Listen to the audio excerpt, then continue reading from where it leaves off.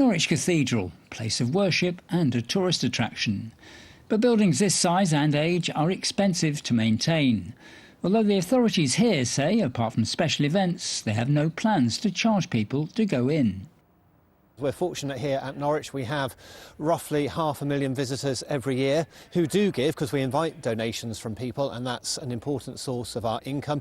Other cathedrals may not have that number of visitors, for example, and therefore their financial situation is different to ours, and to make the books balance they need to charge. Ely in Cambridgeshire is the only cathedral in East Anglia that charges for entry.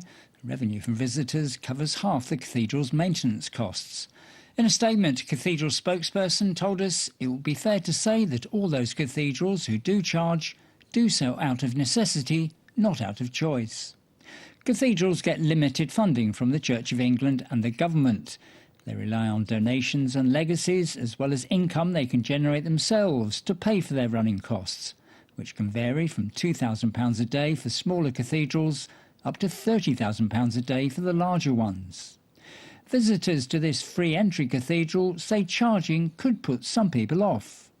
It should be a place of worship, and that you can go any time during the day. You know, if you've lost a relative and you feel like just going into a church and saying a few prayers, but you don't want to pay sort of £10 or whatever.